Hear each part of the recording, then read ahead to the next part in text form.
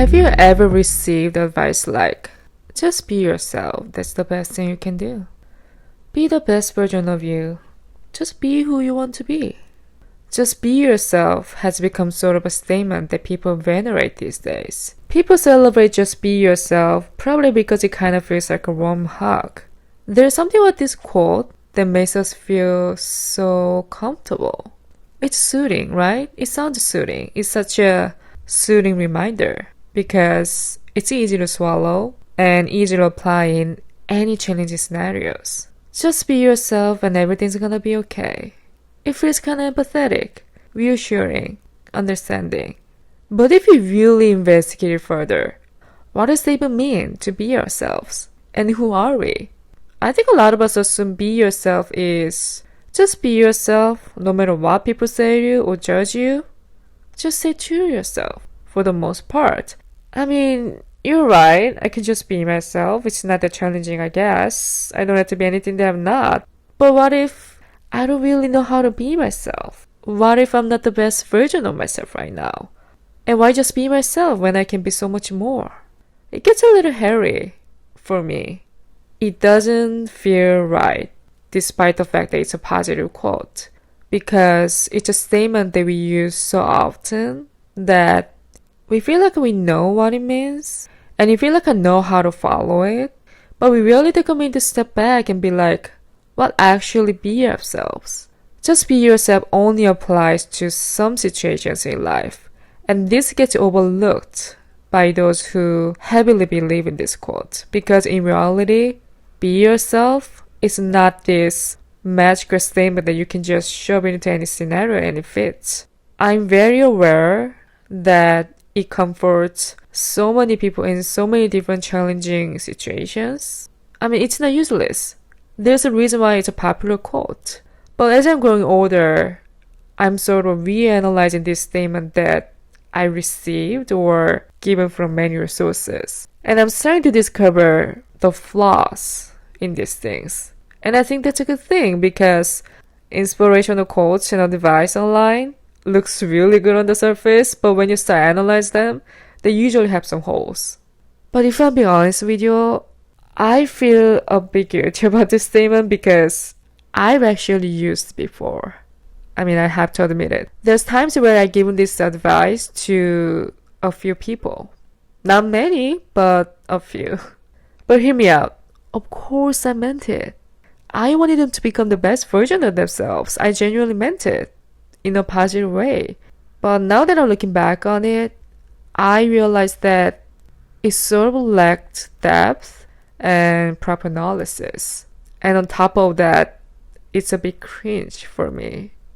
I don't know if you feel the same, but it sounds a little bit cliché to me. And this kind of guilt actually brought me to create a full episode. So today, I want to specifically touch on this quote, just be yourself, and analyze why I find be yourself cliché advice. What makes advice good or bad? How to offer the most practical and realistic advice. So, let's investigate it together. Let's start out with why be yourself is often considered cliché. Well, I think one of the main reasons for that is overuse. It's a common. It's a very, very, very common. I'm pretty sure many of you heard of it at least once or more. When you search for quotes on the internet, still to this day, it consistently appears at the top. This phrase has become one of the most popular quotes on Pinterest, I would argue. I've noticed that people often offer it in various situations, without much deep thought, without much hesitation. Number 2, lack of depth. I vaguely mentioned this earlier that I find be yourself is sort of lack depth and proper analysis because it doesn't provide any concrete guidance. I will give you an example. Let's say you have your own insecurities that you've been struggling with for a really long time. And let's say you decide to seek advice to your friends and say, hey, I actually struggle with low self-esteem.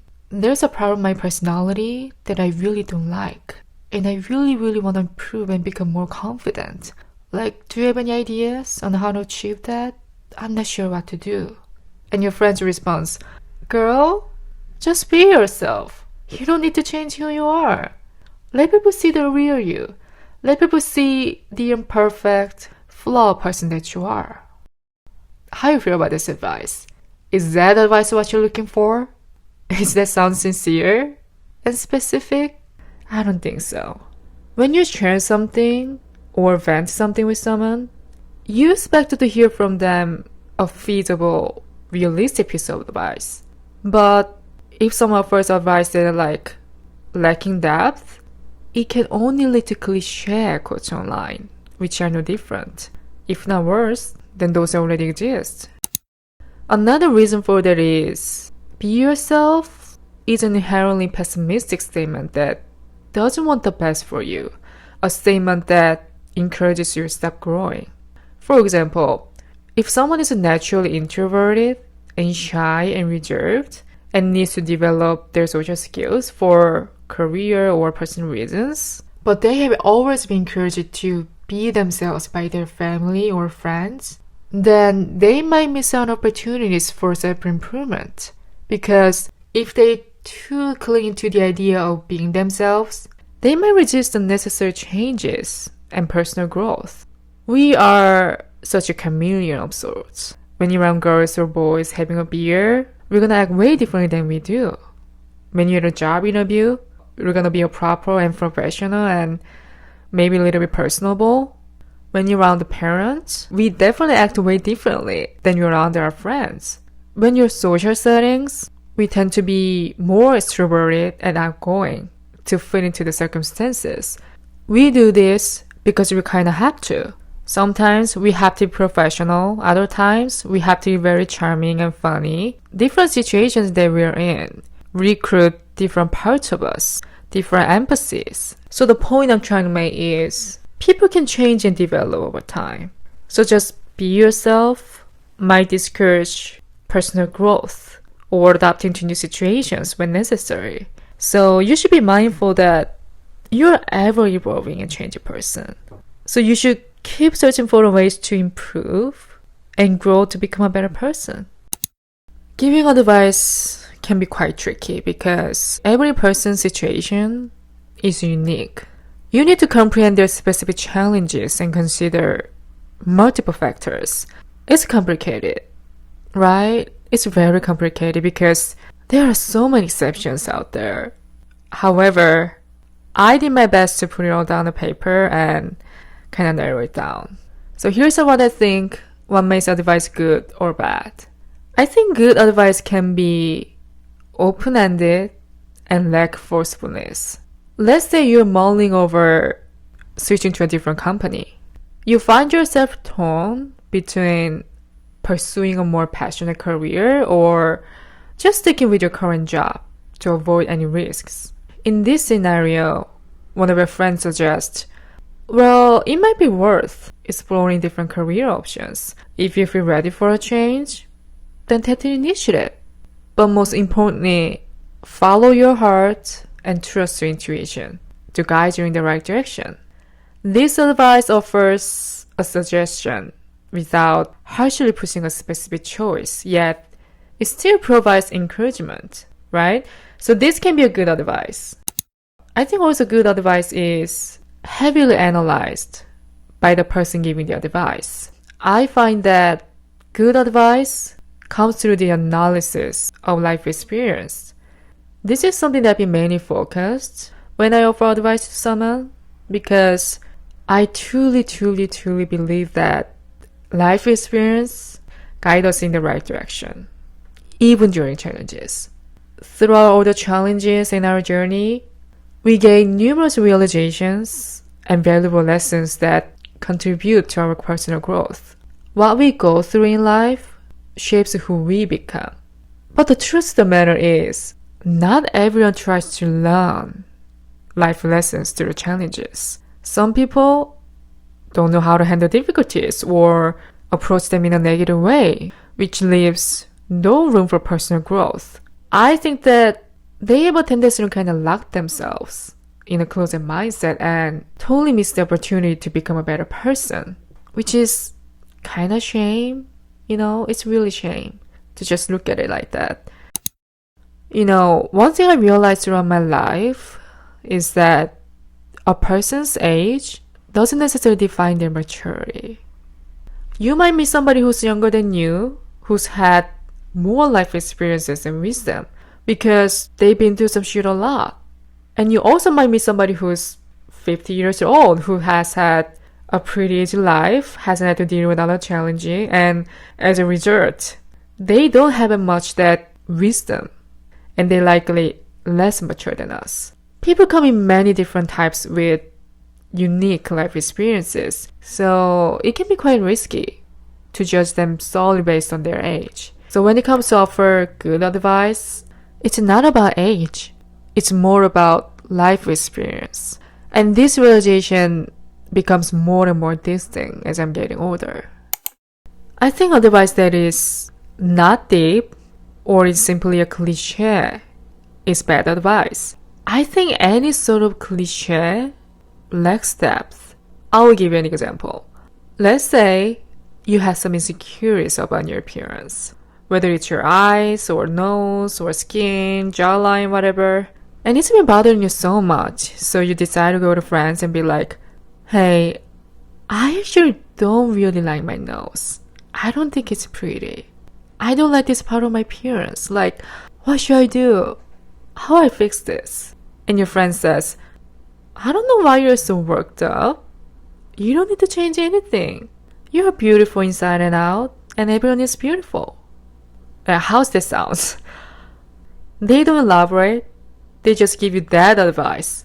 It's just an empty statement that might even make somebody feel confused about themselves because the receiver of the advice expects to hear genuine and concrete suggestions. But when somebody gives that advice, it's usually not well thought out.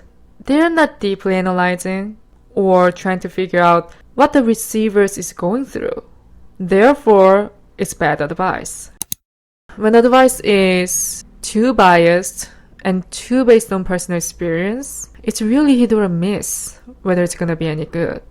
When somebody's saying, you need to do this because that's how I did it. I did this and it worked for me, so you should do it too.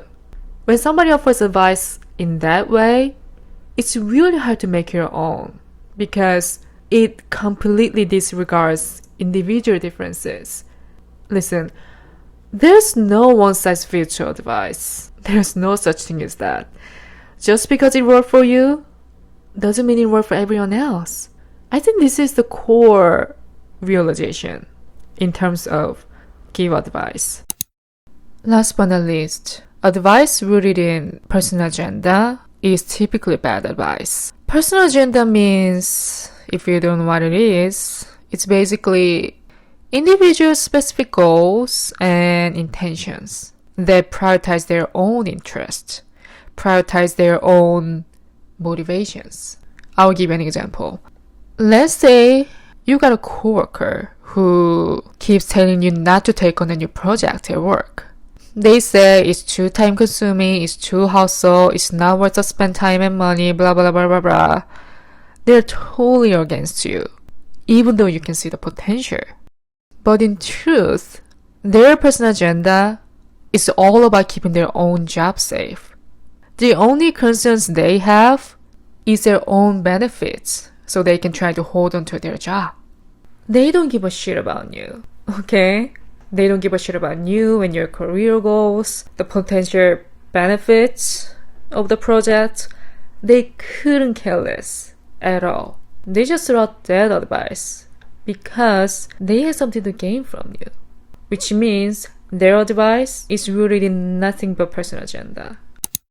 I've noticed that some people misunderstand the concept of being yourself. Certain people tend to view just be yourself as an oversimplification. People often interpret just be yourself as doing whatever you want and never backing down and be unapologetic. So those who absurdly take this advice might say, oh, I can just be myself and that's it? Is that simple? Wow. Yo, this is who I am. Take it or leave it, like me or not. I won't change who I am even if I have flaws. Why? Because I was built like this. But I will tell you, change is necessary at times. If you have some flaws that consistently trigger you and those around you, it's a sign that you need to change on a certain extent. If you have been struggling with insecurity for your entire life and now you want to become a better person, then take the initiative. Step out of your comfort zone and actively work on self-improvement. But don't get me wrong, I am very aware of the statement that people never change, and I swear by that, probably more than anyone else. But the point I'm trying to make is, if you refuse to change yourself, knowing that you have some flaws and shortcomings, that's really nothing but stubbornness. Deep down knowing that you need some self-improvement, but the way you're behaving is like you're perfect, and seeking validation from others that you don't need to change, that's the definition of being fake. I don't know, maybe I'm taking this whole thing too seriously, but I just wanted to share my perspective, and that's all. In conclusion, the quote, "Be yourself," is subjective. It's very subjective, and I know it might contain more deeper meaning than I thought. As much as I like this quote, but I still am somewhat skeptical about it. So I like to kind of recreate this statement in my own words to make it more easier to grasp for both myself and for people who might be confused by it. So instead of just throwing "be yourself" into any scenario, I highly encourage you to ask yourself, what kind of person do you want to be? And how do you want it to feel to be you? Do you want somebody who has the desire to pursue their dreams? Do you want somebody who has all the motivation, excitement to tackle the most important things in your day? Do you want somebody who wakes up in the morning in a giant mansion, driving a nice car, and enjoying all the luxuries? I think these are far more important questions than just how to be yourself.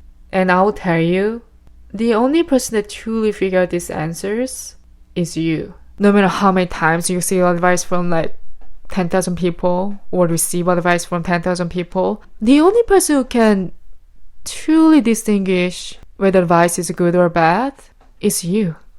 That's all I have for today. Let me know if I overanalyze this quote. Let me know if I'm hyperfixated on self-improvements, which I think I did. Listen, my podcast is categorized in self-improvement.